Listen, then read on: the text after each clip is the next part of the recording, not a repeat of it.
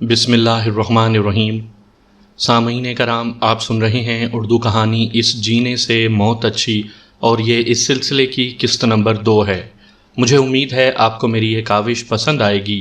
آپ نے اگر ابھی تک میرا چینل مائی وائس سبسکرائب نہیں کیا تو ابھی میرے چینل کو سبسکرائب کر کے بیل نوٹیفیکیشن آن کر لیجئے تاکہ آنے والی ہر نئی کہانی کی اطلاع بر وقت آپ تک پہنچ سکے۔ میں نے ان لوگوں سے اور نمبردار سے کچھ معلومات لینی تھیں، لیکن ان پر ہی انحصار نہیں کرنا تھا۔ میرے کچھ اور ذرائع بھی تھے اور اللہ نے عقل اور فہم و فراست بھی عطا کی تھی۔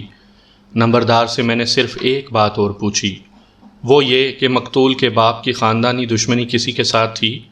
نمبردار نے پورے اعتماد کے لہجے میں جواب دیا کہ اس شخص کی کسی کے ساتھ بھی دشمنی نہیں تھی۔ میں نے نمبردار سے کہا، ایک کانسٹیبل کو ساتھ لے جائے اور رام سروپ کو میرے پاس لے آئے۔ میں نے ان دونوں لڑکیوں کو بھی شامل تفتیش کرنا تھا، لیکن ایک خیال آ گیا جس کے تحت یہ پروگرام بنایا کہ ان دونوں کو اپنے پاس بلوانے کے بجائے ان کے گھروں میں جاؤں گا۔ اس علاقے میں مجھے 1 سال سے کچھ زیادہ عرصہ ہو گیا تھا۔ میں مختلف گاؤں کے قابل اعتبار معزز افراد کو جانتا تھا۔ ایسے 2 آدمی اس گاؤں میں بھی تھے۔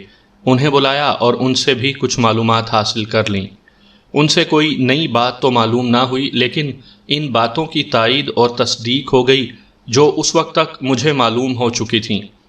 اب مقتول کا جگری یار رام سروپ میرے سامنے بیٹھا ہوا تھا۔ وہ مقتول کی عمر کا خوبرو جوان تھا۔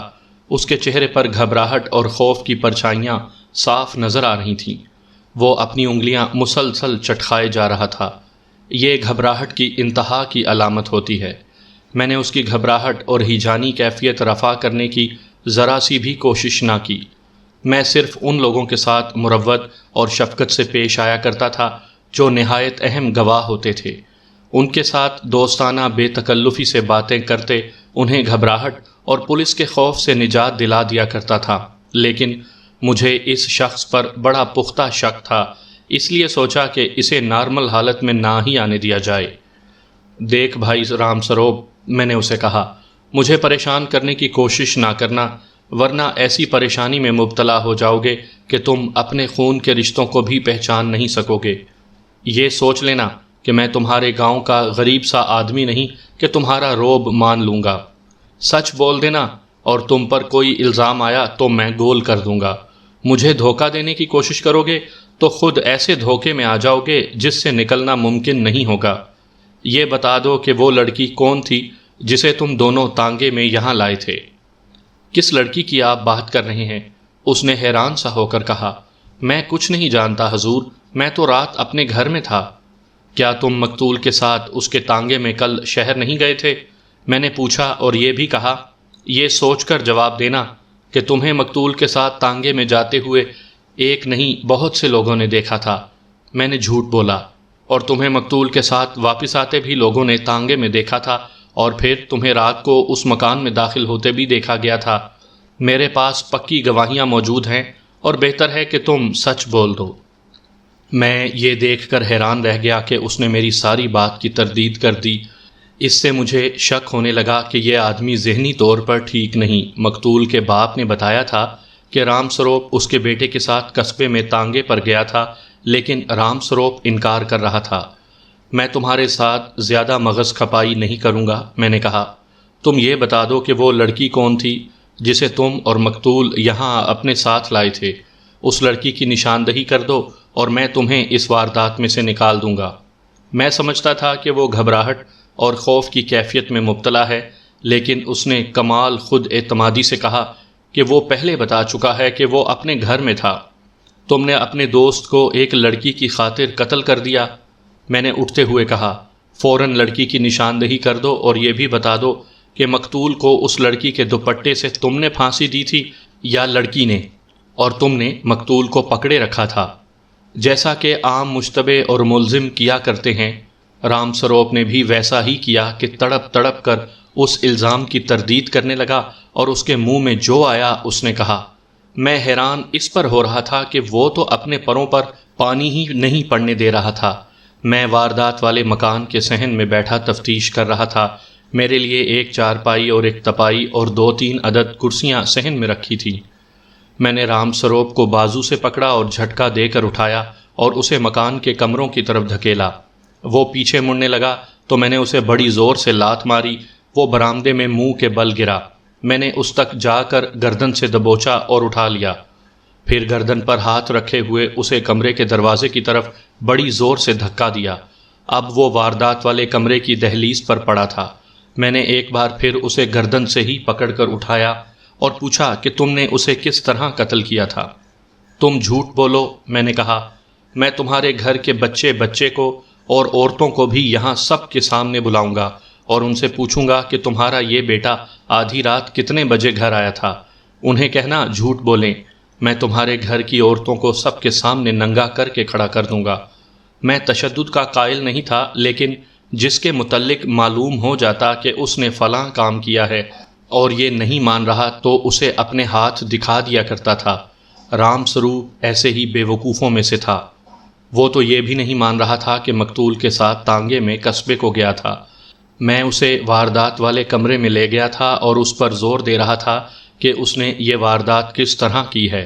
حقیقت یہ تھی کہ مجھے یقین نہیں تھا کہ اس نے یہ واردات کی ہے، یہ تو میں اس پر دہشت طاری کر رہا تھا۔ میں نے دیکھا کہ اس کا انداز اور رویہ بدل گیا تھا، اس کے چہرے پر کچھ اور تاثر آ گیا تھا اور وہ کمرے میں ہر طرف نظر گھمانے لگا اور دیکھتے ہی دیکھتے اس کی آنکھوں سے آنسو بہنے لگے۔ میں اسے چپ چاپ دیکھتا رہا۔ اس کے چہرے پر نمایاں تبدیلی آ رہی تھی۔ اس نے نظریں کمرے میں گھمائیں اور پھر اس کی نظریں ایک جگہ ایسے ٹھہر گئیں جیسے اسے کوئی چیز نظر آ رہی ہو جو مجھے دکھائی نہیں دے رہی تھی۔ یوں لگتا تھا جیسے اسے احساس ہی نہ رہا ہو کہ میں بھی کمرے میں موجود ہوں۔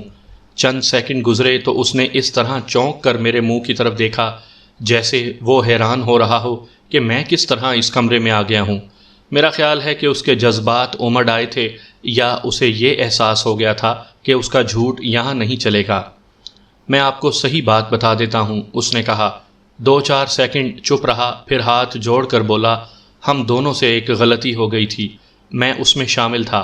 آپ مہربانی کریں میری یہ غلطی معاف کر دیں اور مجھ سے ساری بات سن لیں۔ تم سچ بولو اور فائدہ مجھ سے لو۔ میں نے جھوٹا وعدہ کیا۔ سارا معاملہ ابھی میرے ہاتھ میں ہے۔ اگر کہو گے کہ قتل تم نے کیا ہے تو میں اس کو بھی دبا سکتا ہوں۔ وہ بیان دینے کے لیے تیار ہو گیا تو میں اسے باہر صحن میں لے گیا جہاں بیٹھنے کا انتظام تھا۔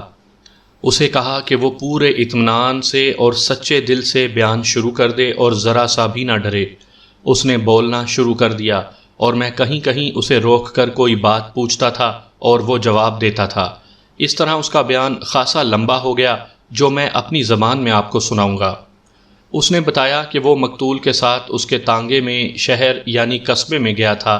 اس زمانے میں سینما ہال اتنے زیادہ اور اتنے اچھے نہیں ہوا کرتے تھے جتنے آج کل ہیں۔ نگر ہری کرشن میں ایک پرانے زمانے کا احاطہ تھا۔ اس کے صحن پر ٹین کی چادروں کی چھت ڈال کر سینما ہال بنا لیا گیا تھا۔ مقتول اور رام سروپ فلم دیکھنے گئے تھے۔ انہوں نے 6 سے 9 بجے تک والا شو دیکھنا تھا۔ ابھی وقت خاصا زیادہ باقی تھا۔ وہ ایک دوست کے گھر چلے گئے اور وہاں وقت گزار کر فلم دیکھنے چلے گئے۔ فلم 9 ساڑھے 9 کے درمیان ختم ہوئی۔ فلم کے بعد انہوں نے کھانے کا سامان خریدا اور قصبے کے شراب خانے میں جا بیٹھے۔ وہاں کھانا بھی کھایا اور شراب بھی پی، پھر وہاں سے واپس گاؤں کو چل پڑے۔ قصبے اور گاؤں کے درمیان تقریباً آدھا میل یا اس سے کچھ زیادہ راستہ نیچے کو چلا جاتا تھا اور ٹیلوں اور گھاٹیوں سے گزرتا تھا۔ رات تاریک تھی، ان کے تانگے پر چھت نہیں تھی۔ تانگا اس اونچے نیچے علاقے میں چلا گیا۔ بڑی اچھی پگڈنڈی تھی جو خاصی چوڑی تھی۔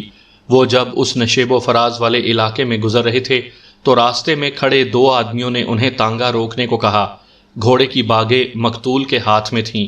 انہوں نے گھوڑا روک لیا اور رام سروپ سے کہا کہ یہ آدمی اس غلط فہمی میں ہے کہ یہ کوئی سواریوں والا تانگا ہے اور شہر سے آگے دیہاتی علاقے کو جا رہا ہے۔ وہ تانگے میں باقی سفر کرنا چاہتے تھے۔ تانگا روکنے والے جب تانگے کے قریب آئے تو دیکھا کہ ایک جوان آدمی تھا اور اس کے ساتھ کوئی آدمی نہیں بلکہ ایک جوان لڑکی تھی۔ لڑکی کے ساتھی نے مقتول سے پوچھا کہ وہ کہاں تک جا رہا ہے۔ مقتول نے یہ نہ بتایا کہ یہ سواریوں والا تانگا نہیں بلکہ پرائیویٹ تانگا ہے۔ اس کے بجائے اس نے یہ کہا کہ بیٹھ جاؤ، جہاں کہو گے اتار دیں گے۔ رام سروپ مقتول کے ساتھ تانگے کی اگلی سیٹ پر بیٹھا ہوا تھا۔ وہ آدمی اور لڑکی پچھلی سیٹ پر بیٹھ گئے۔ مقتول اور رام سروپ نے ان سے یہ پوچھا ہی نہیں کہ وہ کہاں تک جائیں گے، اس کے بجائے یہ پوچھا کہ یہ آپس میں کیا لگتے ہیں، کیا وہ میاں بیوی ہیں؟ اس آدمی نے فوراً جواب نہ دیا بلکہ ذرا ہکلا کر 2 مرتبہ ہاں ہاں کہا۔ اس سے رام سروپ کو کچھ شک ہوا۔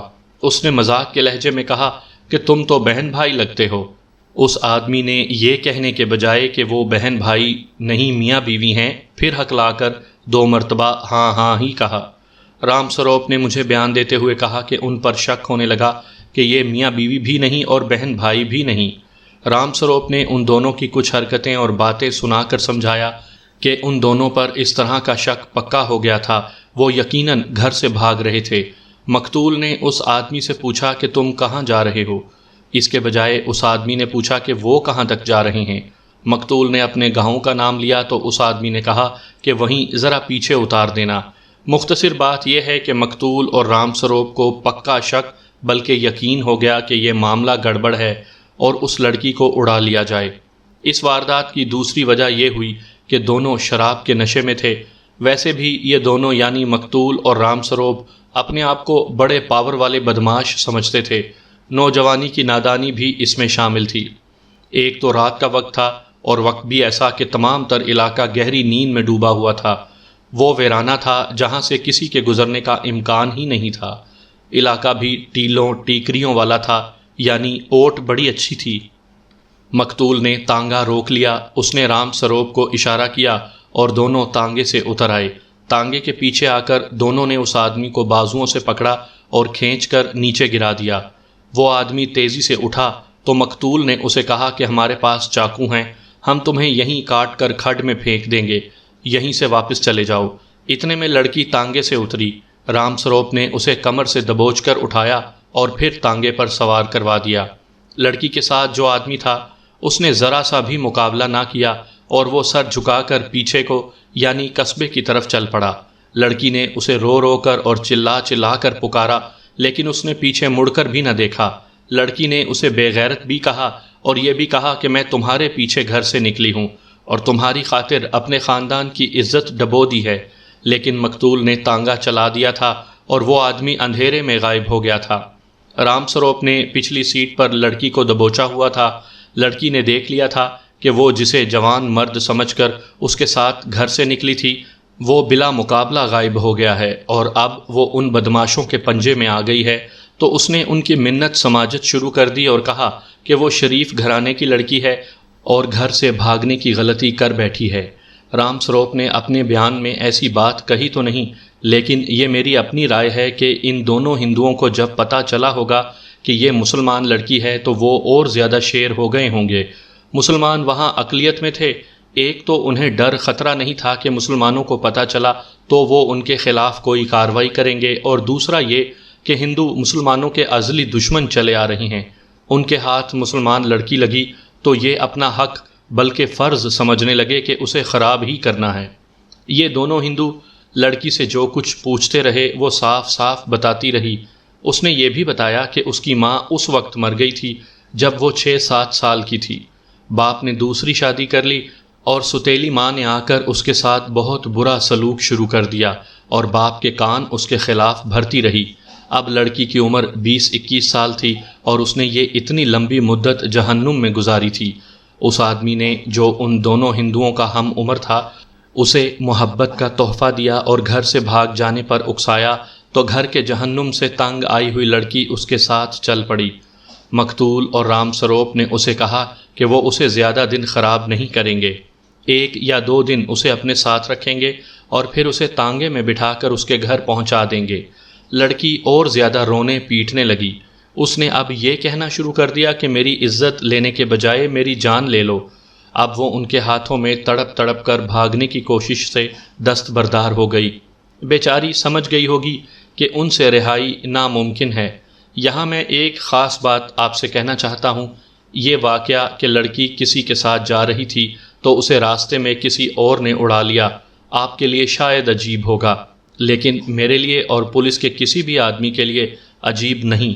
میں نے اتنی لمبی پولیس سروس میں ایسے 5 واقعات دیکھے ہیں جن میں سے 3 کی تفتیش میں نے کی تھی۔ دیہات کے ویران علاقوں میں ایسا واقعہ عجیب نہیں ہوا کرتا۔ ہو سکتا ہے آپ نے حکایت میں ہی کسی کہانی میں ایسا واقعہ پڑھا ہو۔ یہ ذہن میں رکھیں کہ گھر سے بھاگے ہوئے لڑکا لڑکی ہوتے ہی مجرم ہیں، اور یہ بہت بڑی کمزوری ہوتی ہے۔ بھاگنے والا لڑکا تو اس قسم کی صورتحال میں پھنس کر بھاگنے کی ہی کرتا ہے اور لڑکی کی پرواہ ہی نہیں کرتا۔ ایک واقعہ ایسا بھی ہوا تھا کہ اس طرح ایک لڑکی ایک جوان آدمی کی محبت میں گرفتار ہو کر اس کے ساتھ گھر سے نکل گئی۔ وہ بالکل ایسے ہی ویران اور کھڈ نالوں کے علاقے میں سے گزر رہے تھے کہ ایک نامور ڈاکو گھوڑے پر سوار راستے میں مل گیا۔ اس کے ساتھ اس کے 2 ساتھی بھی تھے۔ لڑکی لڑکے کو روک کر ڈاکو نے پوچھا کہ وہ کہاں جا رہے ہیں، تو اسے شک ہوا کہ یہ معاملہ کچھ اور ہے۔ اس نے لڑکی کو پکڑا اور گھوڑے پر بٹھا لیا اور اپنے ٹھکانے پر لے گیا۔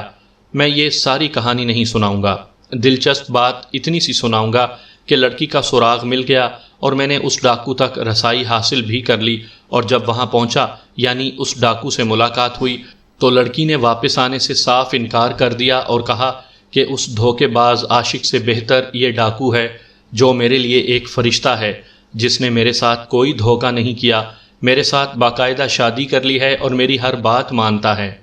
ایسی ہر لڑکی اتنی خوش قسمت نہیں ہوتی کہ اسے اس طرح اڑا لے جانے والا آدمی اس کے ساتھ شادی کر لے۔ اکثر ایسی لڑکیاں بہت خراب ہوتی ہیں اور بعض بدقسمت عصمت فروشوں کے بازار تک پہنچا دی جاتی ہیں۔ آپ نے ایسے افسانے بھی پڑھے ہوں گے اور سچے واقعات بھی سنے ہوں گے کہ لڑکی جذبات میں آ کر کسی کے ساتھ گھر سے نکل گئی اور کسی بڑے شہر میں دونوں جا پہنچے اور ایک ہوٹل میں جا ٹھہرے۔ کوئی ذریعہ معاش نہ ملا اور پیسے ختم ہو گئے تو حضرت عاشق لڑکی کو ہوٹل میں چھوڑ کر بھاگ نکلے اور واپس اپنے گھر آ گئے۔ لڑکی ہوٹل والوں کے قبضے میں آ گئی۔ پھر آپ تصور میں لا سکتے ہیں کہ وہ بیچاری کس انجام کو پہنچا دی گئی ہوگی۔ میں نے یہ وضاحت صرف اس لیے پیش کی ہے کہ میری یہ داستان سننے والوں میں سے کوئی یہ نہ کہے کہ ایسا واقعہ تو ہم نے فلاں کہانی میں بھی پڑھا تھا اور اب یہ تھانے دار اسی واقعہ کو اپنی کہانی میں استعمال کر رہا ہے۔ میری نگاہ میں یہ کوئی عجیب اور ڈرامائی واقعہ نہیں تھا۔ لڑکی کو وہ کھیتوں والے مکان میں لے گئے۔ اس مکان کے باہر والے دروازے پر وہی ہوا جو مزارہ مجھے پہلے ہی سنا چکا تھا۔ لڑکی اندر نہیں جا رہی تھی اور یہ دونوں ملزم اسے دھکیل اور گھسیٹ کر اندر لے گئے۔ اسے واردات والے کمرے میں کرسی پر بٹھایا۔ وہاں ان دونوں نے شراب کی بوتل رکھی ہوئی تھی اور گلاس بھی۔ مقتول نے شراب نکال کر گلاسوں میں ڈالی اور اس میں تھوڑا سا پانی ملایا اور لڑکی سے کہا کہ وہ بھی پیے۔ لڑکی نے صاف انکار کر دیا اور کہا کہ وہ مسلمان ہے، اس لیے حرام چیز نہیں پیے گی۔ مقتول نے رام سروپ سے کہا کہ اس کا منہ پکڑو، اس مسلمان کی بچی کے منہ میں شراب ڈال کر ہی رہوں گا۔ رام سروپ نے لڑکی کو کرسی پر ہی دبوچ لیا اور اس کا منہ پکڑ کر کھولنے کی کوشش کی۔ مقتول نے بھی اس کا منہ کھولنے کے 2-3 طریقے استعمال کیے اور اس کے منہ میں شراب انڈیل دی۔ لڑکی کو کھانسی اٹھی لیکن وہ جلد سنبھل گئی۔ اس کے بعد دونوں اسے بڑے پیار سے راضی کرنے لگے کہ وہ 1-2 گھونٹ اور پی لے تو اس کے دل سے سارا بوجھ اتر جائے گا، نہ کوئی غم رہے گا نہ کسی کا ڈر۔ لڑکی نے پھر ان کی منت سماجت کی لیکن بے سود۔ اب ہر کوئی تصور میں لا سکتا ہے کہ اس مجبور اور بے بس لڑکی کے ساتھ ان دونوں نے کیا سلوک کیا ہوگا۔ رام سروپ نے اپنے بیان میں یہ کہا کہ مقتول نے اسے کہا تھا کہ تم اب دوسرے کمرے میں چلے جاؤ اور میں تمہیں بلا لوں گا۔ رام سروپ دوسرے کمرے میں چلا گیا اور مقتول نے دروازہ بند کر لیا۔ رام سروپ بہت خوش تھا کہ انہیں بڑا ہی خوبصورت اور نوجوان شکار مل گیا تھا، اسے وہ جتنا عرصہ چاہتے اپنے پاس رکھ سکتے تھے۔ رام سروپ انتظار کرتا رہا اور وقت گزرتا رہا۔ اس کے اندازے کے مطابق 1 گھنٹہ گزر گیا۔ اس نے اس کمرے کے دروازے کے ساتھ کان لگائے۔ اندر خاموشی تھی۔ خاموشی نہیں ہونی چاہیے تھی کیونکہ لڑکی اپنی مرضی سے تو نہیں آئی تھی، اسے زبردستی لایا گیا تھا۔ اسے مزاحمت کرنی چاہیے تھی اور شور شرابہ بھی۔ رام سروپ نے تقریباً آدھا گھنٹہ اور انتظار کیا لیکن کمرے کے بند دروازے کے پیچھے خاموشی چھائی رہی۔ آخر اس نے دروازے کو ہاتھ لگایا تو کواڑ کھل گیا۔ مقتول نے اندر سے دروازہ بند نہیں کیا تھا۔ کمرے میں لالٹین جل رہی تھی جو انہوں نے اس وقت جلائی تھی جب لڑکی کو اندر لے کر آئے تھے۔ اس لالٹین کی روشنی میں رام سروپ کو جو منظر نظر آیا اس نے اسے چکرا دیا۔ مقتول فرش پر پڑا تھا، اس کے گلے میں دوپٹہ تھا اور لڑکی غائب تھی۔ یہ وہی منظر تھا جو میں نے اس کمرے میں آ کر دیکھا اور آپ کو پہلے سنایا۔ رام سروپ نے اپنے دوست کے پاس بیٹھ کر اس کو بلایا اور پھر زور سے جھنجھوڑا، لیکن مقتول نہ بولا۔ اس کی نبض دیکھی تو نبض خاموش تھی۔ اسے یقین ہو گیا کہ یہ تو مر گیا ہے۔ رام سروپ دوڑتا ہوا باہر نکلا، پھر مکان سے باہر چلا گیا۔ لڑکی کا کوئی اتا پتہ نہ تھا۔ وہ پھر واپس وقوع والے کمرے میں گیا۔ تب اس نے کمرے کا وہ دروازہ دیکھا جو پیچھے کی طرف کھلتا تھا۔ اس کی چٹخنیاں اتری ہوئی تھیں اور ایک کواڑ کھلا ہوا تھا۔ رام سروپ کو یقین ہو گیا کہ لڑکی اس کے دوست کو دوپٹے سے پھانسی دے کر مار چکی ہے اور معلوم نہیں اسے یہاں سے نکلے کتنی دیر ہو چکی ہے۔ میں یہاں تھوڑی سی بات اپنے جذبات کی کروں گا۔ رام سروپ نے جس وقت مجھے بتایا تھا کہ لڑکی مسلمان تھی، اس وقت سے میرا خون کھول رہا تھا۔ اگر میں تھانے دار نہ ہوتا اور یہ ہندو مجھے ویسے ہی کوئی کہانی سنا رہا ہوتا تو میں اس کا گلا دبا چکا ہوتا۔ اب سنا کہ یہ مسلمان لڑکی اس کے دوست کو قتل کر کے بھاگ گئی تو مجھے روحانی تسکین ہوئی۔ اب بتاؤ رام سروپ، میں نے اپنے جذبات کی تسکین کے لیے تنزن کہا، تم مسلمان کی بچی کو کمزور اور مجبور سمجھتے تھے؟ دیکھ لی ہے مسلمان عورت کی غیرت اور جرت؟ دیکھ لی جناب، اس نے کھسیانہ سا ہو کر کہا۔ یہ تو میں پہلے ہی مانتا تھا کہ مسلمان غیرت والے ہوتے ہیں اور اپنی عزت پر جان قربان کر دیتے ہیں۔ سچی بات ہے جناب، ہم جب بھی کبھی کسی مسلمان کو نقصان پہنچانا چاہتے ہیں تو ایک مسلمان پر 10 ہندو حملہ کرتے ہیں۔ میں نے اسے کہا کہ اس سے آگے بتائے کیا ہوا۔ اس نے کہا کہ اس کا دوست مرا پڑا تھا اور لڑکی غائب ہو گئی تھی، تو اسے یہ خطرہ محسوس ہونے لگا کہ قتل کا الزام اس پر آ سکتا ہے اور مقتول کا باپ اسے یہیں قتل کر دے گا۔ رام سروپ نے یہ بھی سوچا کہ قتل کی رپورٹ تھانے میں جائے گی تو پولیس اس کے پورے بیان کو نہیں مانے گی اور قتل کا الزام اسی پر لگائے گی۔ یہ سوچ کر وہ پچھلے دروازے سے نکلا اور وہاں سے بھاگ کر اپنے گھر جا پہنچا۔ اس نے اپنے دل میں طے کر لیا تھا کہ وہ مانے گا ہی نہیں کہ وہ مقتول کے ساتھ شہر گیا تھا۔ لڑکی کی طرف سے وہ مطمئن تھا کہ وہ شہر کی رہنے والی تھی اور بھاگ گئی تھی۔ وہ خود گھر سے بھاگی ہوئی تھی، اس لیے اس نے کسی کو یہ تو بتانا ہی نہیں تھا کہ وہ کہاں تک ہو آئی ہے۔ میں نے آپ کے حکم سے سچ بول دیا ہے۔ رام سروپ نے ہاتھ جوڑ کر التجا کی۔ اپنا قصور اور گناہ صاف بیان کر دیا ہے۔ اب آپ اپنا وعدہ پورا کریں، میرا یہ قصور بخش دیں۔ میں بڑا ہی پاپی ہوں، اتنے پاپ کیے ہیں کہ اب مجھے شرم آنے لگی ہے۔ اپنے دوست کا انجام دیکھ کر میں توبہ کرتا ہوں اور آج کے بعد شریفوں جیسی زندگی گزاروں گا۔ بس آپ مجھے معاف کر دیں۔ سامعین کرام، آپ سن رہے ہیں انسپکٹر احمد یار خان کی تفتیشی کہانیوں میں سے ایک اردو کہانی، اس جینے سے موت اچھی۔ مجھے امید ہے آپ کو میری یہ کاوش پسند آ رہی ہوگی۔ آپ نے اگر ابھی تک میرا چینل مائی وائس سبسکرائب نہیں کیا تو ابھی کیجئے اور بیل نوٹیفیکیشن کو بھی آن کر لیجئے تاکہ آنے والی ہر نئی کہانی کی اطلاع بر وقت آپ تک پہنچ سکے۔ میں نے رام سروپ کی تسلی کے لیے کہہ دیا کہ میں اپنا وعدہ ضرور پورا کروں گا، لیکن اسے 1-2 دن میرے ساتھ تھانے میں رہنا پڑے گا۔ دراصل میں اسے کسی قیمت پر معاف نہیں کر سکتا تھا۔ لڑکی چاہے اپنے گھر سے بھاگی ہی تھی، لیکن جس طرح ان دونوں نے لڑکی کو زبردستی تانگے میں بٹھایا اور یہاں لائے تھے، یہ ایک سنگین جرم تھا۔ میں رام سروپ کو اس جرم کی انتہائی سزا دلوانے کا ارادہ کر چکا تھا۔ اسے میں نے یہ جو کہا تھا کہ میرے ساتھ 2 دن تھانے میں رہے گا، وہ اس لیے کہا تھا کہ اسے ابھی استعمال کرنا تھا اور کچھ اور باتیں بھی پوچھنی تھیں۔ دراصل اسے میں حراست میں لے رہا تھا، لیکن ابھی اسے حوالات میں بند نہیں کرنا تھا۔ میں نے یہ صورتحال بھی پیدا کرنے کی کوشش کرنی تھی کہ قتل کا الزام اسی پر آئے۔ ویسے بھی یہ حقیقت ہے کہ مجھے اس پر شک تھا کہ اس نے لڑکی کے متعلق کوئی جھگڑا کھڑا کر لیا ہوگا اور اپنے دوست کو قتل کر دیا۔ لڑکی کو اس نے کہیں چھپا دیا ہوگا یا واپس قصبے میں بھگا دیا ہوگا۔ میں نے پہلے اسے وہ دوپٹہ دکھایا جو مقتول کی گردن کے گرد لپیٹا گیا تھا۔ اس نے دوپٹہ شناخت کرتے ہوئے کہا کہ یہ لڑکی کا دوپٹہ ہے۔ پھر میں نے اسے وہ ٹاپس دکھایا جو دوپٹے کے نیچے لاش کے قریب فرش پر پڑا ملا تھا۔ رام سروپ نے دیکھتے ہی بڑے پکے اور شگفتہ لہجے میں کہا کہ یہ اسی لڑکی کا ہے۔ میں نے اسے کہا کہ اس نے تو اتنی جلدی کس طرح پہچان لیا؟ اس نے بتایا کہ لڑکی اتنی خوبصورت اور اچھے جسم والی تھی کہ اس نے اسے بہت ہی غور سے دیکھا تھا اور اس نے یہ ٹاپس تو خاص طور پر دیکھے تھے۔ سوال یہ تھا کہ میں اس شخص کے اس بیان کو سچ مان لوں؟ مجھے اتنا تجربہ تو حاصل ہو چکا تھا کہ کسی مشتبہ یا ملزم کے بولنے کے انداز سے ہی پتہ چل جاتا تھا کہ ملزم سچ بول رہا ہے یا جھوٹ کی آمیزش کر رہا ہے۔ تھانے داروں کے سامنے خود اعتمادی سے جھوٹ بولنے کا تجربہ صرف پکے جرائم پیشہ افراد کو ہوتا ہے۔ وہ تو قانون کے نشیب و فراز بھی سمجھتے ہیں۔ یہ تو نوجوان دیہاتی تھا جو اپنے آپ کو راج کمار سمجھتا تھا۔ اس میں اتنی عقل تھی ہی نہیں کہ اتنی پختہ آواز میں اتنا لمبا جھوٹا بیان دیتا۔ وہ جب جھوٹ بول رہا تھا تو صاف پتہ چلتا تھا کہ یہ مجھے چکر دے رہا ہے۔ اب میں نے اس کا بیان صحیح سمجھا، پھر بھی پوری طرح اعتبار کر لینا میری حماقت ہوتی۔ بہرحال میں نے اس پر اپنا اعتماد جما لیا تھا اور اسے اعتماد میں بھی لے لیا تھا۔ وہ بڑی خوشی سے میرے ساتھ تھانے چلنے کو تیار ہو گیا۔ میں نے اسے ان 2 لڑکیوں کے متعلق پوچھا جن کا ذکر مزارے نے کیا تھا کہ وہ اس مکان میں آیا کرتی تھیں۔ اس نے فوراً تسلیم کر لیا، بلکہ 2 اور جوان عورتوں کی بھی نشاندہی کر ڈالی۔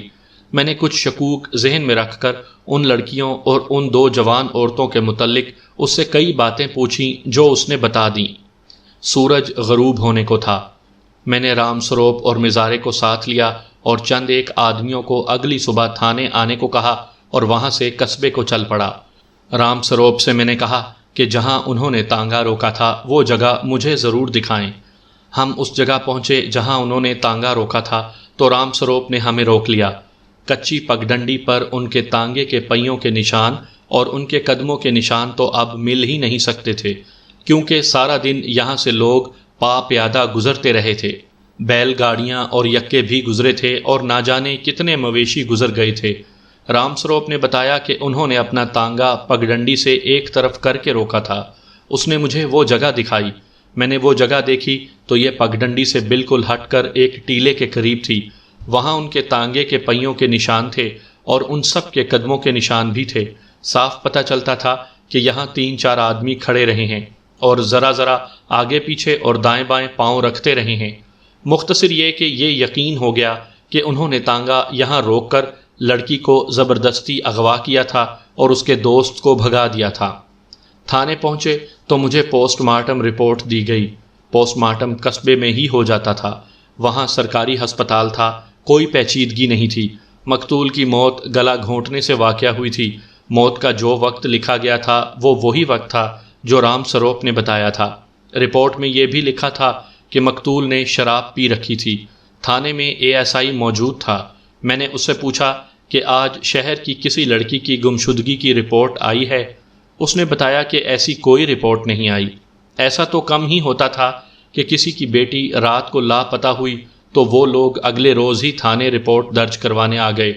لڑکی کی گمشدگی کے معاملے میں لوگوں کا رویہ یہ ہوتا تھا کہ 2-3 دن خود ہی اسے ڈھونڈتے رہتے تھے تاکہ لڑکی کہیں سے مل جائے اور کسی کو کانوں کان خبر نہ ہو۔ لڑکی کی گمشدگی پورے خاندان کی بے عزتی کا باعث ہوتی ہے۔ مجھے ایسی توقع نہیں تھی کہ واردات والی لڑکی رات کو لاپتہ ہوئی اور اگلی صبح ہی اس کا باپ رپورٹ درج کروا گیا ہوگا۔ پھر بھی سوچا شاید کوئی تعلیم یافتہ اور عقل مند آدمی ہو جس نے سب سے پہلے تھانے رپورٹ درج کروانا بہتر سمجھا ہو۔ دوسرا خیال یہ آیا کہ یہ لڑکی رات کو لاپتہ ہوئی اور اغوا ہو کر پھر مقتول کو قتل کر کے بھاگی اور رات ہی رات واپس اپنے گھر پہنچ گئی۔ میں گھر چلا گیا۔ اصل تفتیش صبح شروع کرنی تھی۔ میرے ہاتھ میں ایک کان کا ٹاپس تھا جو سونے کا تھا۔ یہ تو میں بھی جانتا تھا کہ ایسے فینسی ٹاپس صرف شہروں کی لڑکیاں استعمال کرتی ہیں۔ دیہات میں ابھی ایسا فیشن نہیں گیا تھا۔ دیہات کے لوگ ڈیزائن کی خوبصورتی نہیں دیکھا کرتے تھے بلکہ وہ وزن دیکھتے تھے، یعنی وزن زیادہ ہو۔ اس علاقے کی ہندو عورتیں زیادہ تر چاندی کے زیورات استعمال کرتی تھیں۔ مقتول کے خاندان جیسے امیر لوگ سونے کے زیورات استعمال کرتے تھے، لیکن پھر وہی بات کہوں گا کہ وہ دیکھتے تھے کہ مثلاً انگوٹھی ہے تو یہ کتنی بھاری ہے۔ سارے دیہات میں ایک ہی ڈیزائن استعمال ہوتا تھا۔ وہ جو لڑکیاں مجھے بتائی گئی تھیں کہ مقتول کے اس کھیتوں والے مکان میں آیا کرتی تھیں، وہ سب غریب گھرانوں کی تھیں۔ وہ گھرانے صرف چاندی کے زیورات استعمال کرتے تھے۔ میں مان ہی نہیں سکتا تھا کہ ان میں سے کسی نے یہ ٹاپس بنوائے ہوں گے اور وہ بھی سونے کے۔ میں صبح تھانے گیا تو پہلا کام یہ کیا کہ قصبے کے چاروں سناروں کو تھانے بلایا۔ نگر ہری کشن چھوٹا سا قصبہ تھا جس میں 6-7 سنار تھے۔ ان میں 4 ذرا بڑے پیمانے کے صراف تھے، باقی چھوٹے چھوٹے درجے کے تھے، اور شاید ان سے بھی کم درجہ 2-3 اور سنار تھے۔ سب کی دکانیں ایک ہی گلی میں ایک قطار میں تھیں۔ ان کے ساتھ تھانے کا رابطہ کبھی کبھار ہو جاتا تھا، جب کبھی کسی کے گھر چوری یا ڈکیتی کی واردات ہو جاتی اور زیورات بھی چوری ہو جاتے تھے۔